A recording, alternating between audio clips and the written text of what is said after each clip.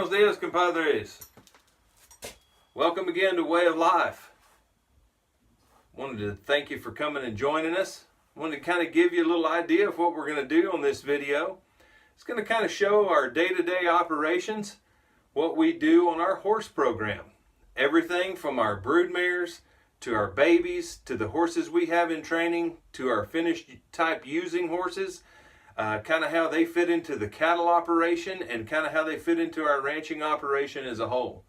I think you'll want to join us and come right along, see what we do with our training program, with our nutrition program, with our reproductive program. If you're interested in anything to do with horses, come along with us. We'll show you what we do. Again, it's not perfect and it's not the only way to do it, but it is a proven way and it really works well for us. Thanks a bunch and keep watching. To show you a little bit about our young horse development, we have a barn over next to our big barn. Have our set of stocks. We do all of our own artificial insemination out here for our brood mares, and then our babies are brought when they're weaned to this little area. As you can see, it's a fairly good sized pen. It has 4 stalls with runs and then an open area. We like our horses to be out and be able to move around and learn how to be horses. We've also got a portable round pen here, which I think is what I call the classroom of horsemanship. This is where we start all of our coming 2-year-olds, and we also work on halter breaking and doing things with our young horses. As you can see, they also have free choice coastal hay most of the time. And we've got one really interested in us right here. But this is where all the workings go on for getting our young horses ready to be ridden and ready for a good long life. Wanted to talk to you a little bit about our nutrition program. Our horse feed is a 14% protein, 5.5% fat feed. It is very heavy alfalfa and rice bran based. That makes it have a very low incidence of colic. One thing I like about this feed is that if we need to increase feed with our horses for one reason or the other, either they're pregnant and they've got a baby coming on, or they've got a baby on their side that's really taking a lot of milk, or they just get behind a little bit fat wise, we just increase our feed. This feed is designed to where it's a high forage feed, so you can increase this feed pretty quick. This feed is made for us. We buy it in bulk bags. It's made at a local mill here. It's also a great feed for everything from babies that are still in their moms, to weanlings, to yearlings, to young horses for their development, for brood mares in their all 3 trimesters. It's also a great feed for our horses that we are using on the ranch, that they get used heavily from time to time, depending on what all we've got going with our cattle operation. We also use it with a little bit of a supplement, a mineral supplement for our performance horses. They need just a little bit more because they get ridden so much. We do put a mineral supplement in with it on top of the mineral pack that's in it, and it seems to work real well. We also feed all of our horses coastal hay. We grow our own coastal hay. This summer was a little rough. We were in a drought and didn't get a whole lot grown, but we did get some grown, and we did purchase some from a farm down south. We feed them that coastal hay to keep their, to use that as a gut wad to help their digestive system, along with our feed. We also feed alfalfa pellets to our young horses when they're weanlings and yearlings. That helps them, gives them a few more calories, gives them a little higher protein, and it also allows them to grow skeletally and muscularly as much as they can in those 2 development years, because it's very important, because we start riding our horses really young. One thing I wanted to show you this morning was a lot of people don't think about it, but as we are training our cutting horses and our cow horses, we have to have cattle to train those horses. And as you can see, I'm putting out some hay this morning in our hay feeder. for the cattle that we have up by our arena. And look, you can see the arena over here. We have to have those cattle to train our horses, and you have to have quite a few cattle. Fortunately for us, we've got a cattle operation that affords us to have some of those. Also, as you can see over here, we have a water trailer, holds 1,000 gallons of water. A few of our traps out here do not have stock tanks or running water to them, so we have to haul water to some of these traps. Really great note on conservation. All the water that we put in that water trailer is out of a catchment system that is run off from our barn.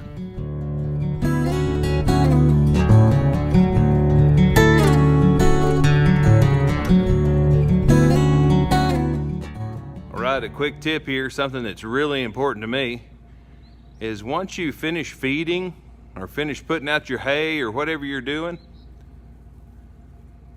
make sure your hay twine or your hay netting or your feed sacks all go in the proper place. And that proper place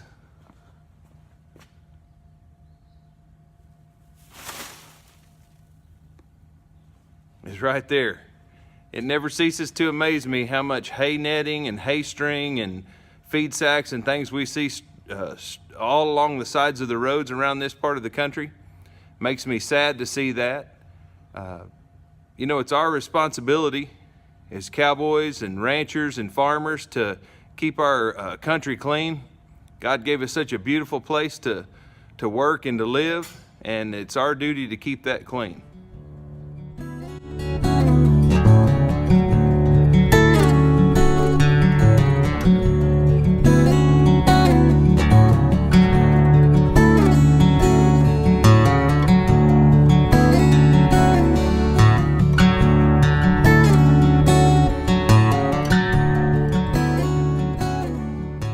As I'm standing here this morning, I was thinking about one thing that I wanted to share with you guys. We always talk about our way of life, and something that's kind of a way of life for me, and you'll see me with most of the time in the mornings, is, you guessed it, a cup of Joe. You guys like to drink coffee? If you do, put your comment down there and let me know. Tell me how you like to drink your coffee. As you can see behind me here, that's old Charlie Brown. That's one of my favorite using horses. And one thing that goes along with him is that I like my coffee just like old Charlie Brown. Strong and black.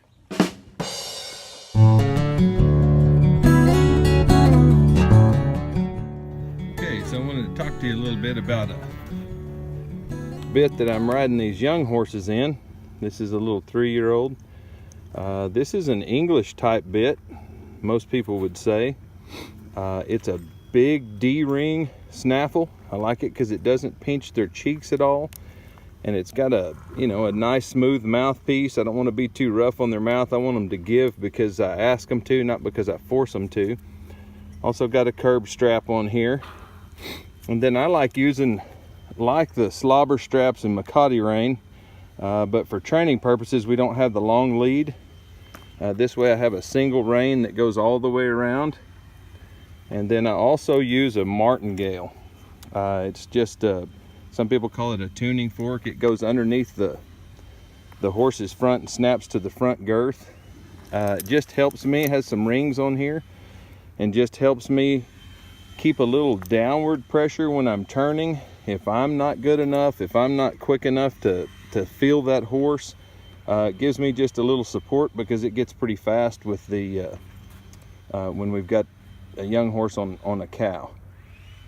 That's kind of what I start my horses off in their training for the first year or two, and then we graduate up from there. Again, it's just a little English type D snaffle. Here's a shot of our D-ring snaffle on a horse. If you'll notice, I have a continuous rein here like a Makati rein, but it does not have the lead on it. It kind of gets in the way while we're training. These slobber straps allow me to get some pressure on this horse and then release it quickly. The martingale here also does the same thing, but it also helps me when I turn. If I get a little behind, it will continue with a little pressure down this direction for the horse, and things get pretty fast with the cow, so it kind of gives me a little bit of support. Just got a brow bend head stall.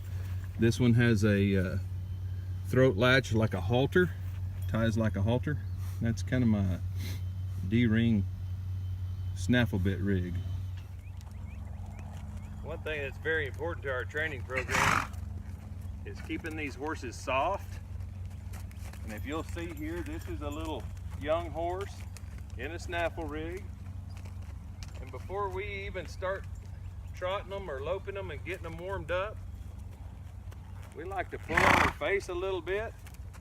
And if you'll notice how soft he is, and I'm just touching the corners of his mouth with this in different directions to where he stays really soft. And we want him to guide around and kind of follow his nose.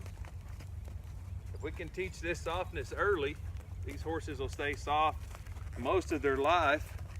And the softer we get them at this slow speed, the softer they'll be at a fast speed. All right, now I'm going to show you the next step in our evolution. This is a rawhide hackamore.